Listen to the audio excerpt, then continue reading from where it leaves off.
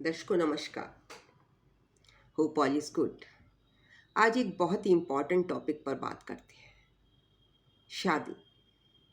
बहुत से लोग पूछते हैं, मैम हमारी लव मैरिज होगी, अरेंज मैरिज होगी, कैसे चलेगी हमारी marriage? So many questions. So ये तो सब जानते हैं कि सेवंथ हाउस, कुंडली का सातवां घर, सेवंथ लॉर्ड हमारे सेवंथ लॉर्ड हमारे स्पाउस को दर्शाता है। सातवां घर पार्टनरशिप, बिजनेस, मैरिज और बहुत सी चीज़ों को दर्शाता है। लेकिन आज हम बात कर रहे हैं शादी की। तो seventh house represents our marriage house. पांचवा पांचवा घर हमारे रोमांस को, प्रेम को, भक्ति को दर्शाता है। भाई प्यार करोगे तो उसमें भक्ति भी होती है। जैसे ईश्वर से भक्ति होती है तो प्यार में भी कई लोग इतना प्यार करते हैं तो भक्त ही बन जाते हैं। अब ऐसे में लग्न जो सेल्फ है, लग्न फिफ्थ और seventh, PAC position, aspect, conjunction, किसी तरीके से भी आपस में रिलेशन रखेंगे तो आपकी लव मैरिज होगी। अगर सातवें का लॉर्ड फर्स्ट में आ गया तो क्या होगा? इन दैट केस आपका जो पार्टनर है उसका आप पर पूरा कंट्रोल होगा, वो डोमिनेटिंग होगा। क्योंकि भाई सातवें घर का मालिक आपका पार्टनर है और वो आ गया लग्न में, मीन्स उसकी चलेगी। और अगर वो फोर्थ हाउस में चला गया, सेवंथ लॉर्ड इन फोर्थ, तो क्या होगा? तब वो आपके डोमेस्टिक एनवायरनमेंट को आपका पार्टनर कंट्रोल करेगा। लग्न Lord in seventh means you will be dominating. वैसे तो प्यार में और शादी में, रिलेशनशिप में डोमिनेशन होना ही नहीं चाहिए। जहाँ डोमिनेशन और ये सब चीज़ें आ जाती हैं वहाँ थोड़े से डिफरेंसेस आ जाते हैं। लेकिन एक कॉम्बिनेशन है तो मैं डिस्क्राइब कर रही हूँ। कई बार ये होता है कि लग्न में ये कॉम्बिनेशन आपको लग्न चार्ट में, D1 चार्ट में ये कॉम्बिनेशन देखने को नहीं मिलता। तो कहाँ जाएंगे? नमाज चार्ट में, जो कि आपकी शादी का चार्ट है। तो आप नमाज चार्ट में ये स्थिति देखेंगे। कई बार प्लैनेट्स की रिलेटेड टू लग्न fifth and seventh house debilitation में होती है।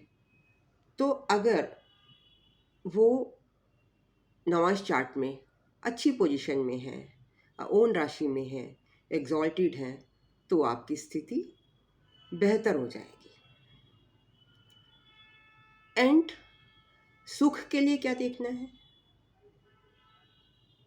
सेवंथ हाउस से fourth house, eighth house and twelfth house.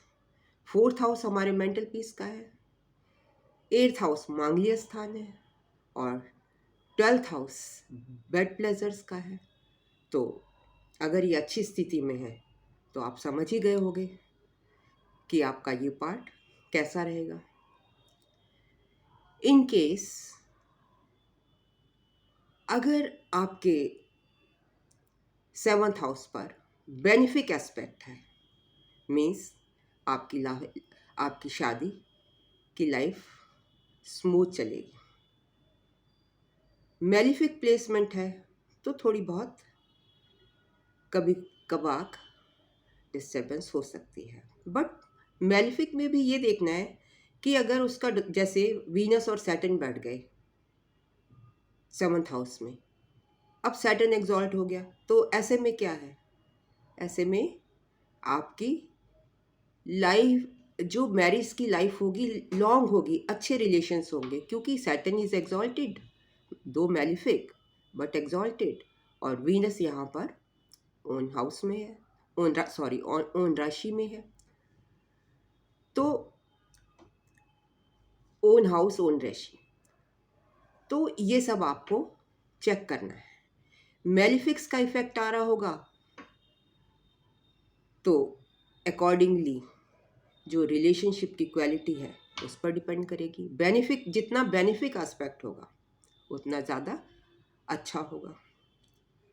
7th house में बेनिफिक प्लैनेट्स होंगे तो मतलब आपका स्पाउस सुंदर और जिम्मेवार भी हो सकता है। और भी काफ़ी कॉम्बिनेशंस हैं जिम्मेवारी के, जो हम अगले वीडियो में डिस्कस करेंगे। सिर्फ आज हम शादी कैसे देखते हैं उसके बारे में बात कर रहे हैं। इन केस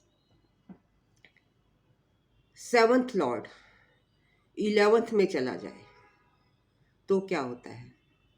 ऐसे में अगर 7th और 11th का कनेक्शन बन रहा हो तो हम प्रिडिक्ट करेंगे कि आपके पार्टनर की, आपके स्पाउस की, आपके हस्बैंड की अर्निंग अच्छी हो सकती है, इनकम अच्छी हो सकती है। आप नेगेटिव साइड क्यों देखते हैं? 7th लॉर्ड अगर 11th में जाता है, क्योंकि वो गेन हाउस है और वहाँ पर बैठता है। अगर कनेक्शन है तो आप उसको नहीं 100% कह सकते। अगर वहाँ जाकर बैठ जाए तो थोड़ा सा ब्लेमिश हो जाता है। और ये और भी प्लैनेटरी पोजीशंस पर भी डिपेंड करता है, नक्षत्र पे डिपेंड करता है, नवांश की पोजीशन पे डिपेंड करता है। तो कहने का मतलब है कि अगर 7th लॉर्ड 11th में बैठता है तो naturally, because it is a gain house, तो एक से ज़्यादा शादियाँ देने में सामर्थ्य रखता है। But it depends on your determination and दशा। अगर दशा आई ही नहीं तो आप खामखा अपने घर में झगड़ा मत कर लीजिए कि हमारा रोज़ झगड़ा होता है, हमारा तलाक हो जाएगा, देखिए ये कॉम्बिनेशन है। नहीं, ऐसा नहीं होता। दशा और गोचर plays a very important role in prediction. जितना ज़्यादा 4th हाउस पर, 8th हाउस पर और 7th हाउस पर मैलिफिक्स का इन्फ्लुएंस होगा, उतनी ही मैरिज की, रिलेशंस की क्वालिटी पुअर हो जाएगी। और जितना बेनिफिक का इफेक्ट होगा उतना ही रिलेशनशिप अच्छा रहेगा। अब सेकंड मैरिज बात कर लेते हैं। सेकंड मैरिज कौन से घर से देखते हैं? सेकंड मैरिज देखते हैं 9th हाउस से। जैसे कि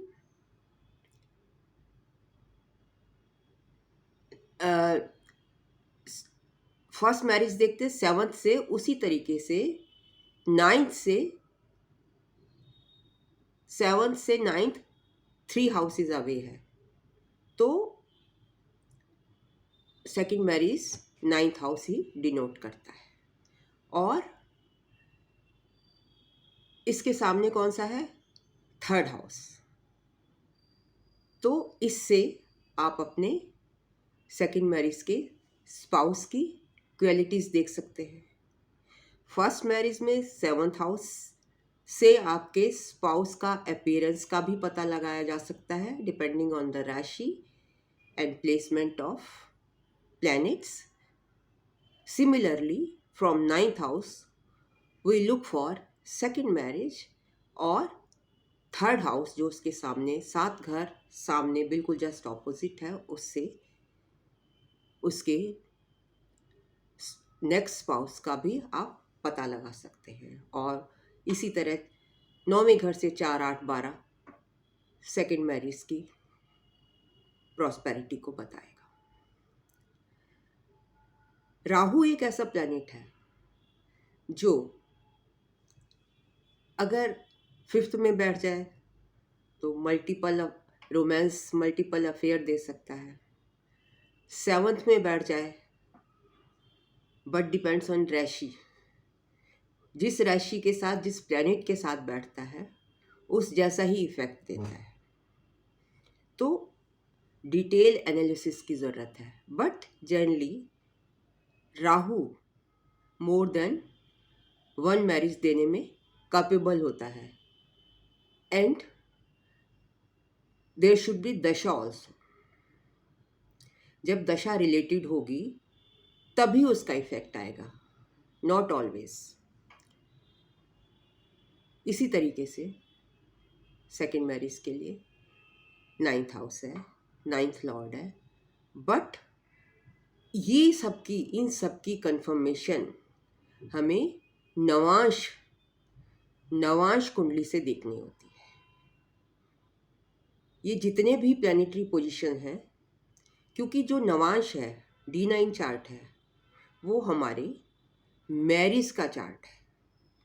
तो इन प्लैनेट्स की कंफर्मेशन हमें नवांश चार्ट से करनी ज़रूरी है, तभी आप कंफर्म कर पाएंगे whether it will be a love marriage, will there be a divorce, will there be a second marriage, or the type of marriage, and what type of your spouse will be।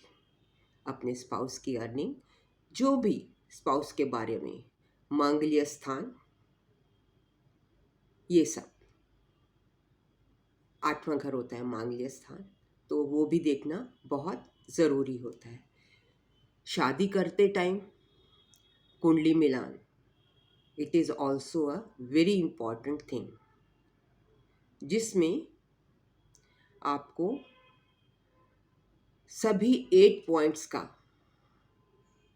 ख्याल रखना है, उनको तवज्जो देनी है, दोनों के horoscopes को। और जब तक आप किसी अच्छे एस्ट्रोलॉजर से कंसल्टेशन ना ले लें, तब तक मैरिज के बारे में डिसाइड ना कीजिए, क्योंकि ये एक लाइफ लॉन्ग प्रोसेस है। तो it is very important to take a consultation from a very learned astrologer। Hope you liked my video। अगर आपको मेरा वीडियो पसंद आया हो तो kindly like, comment, share and subscribe। And in case of consultation, you can write to me on snehkapoor1812@gmail.com। Thank you very much for listening me so patiently।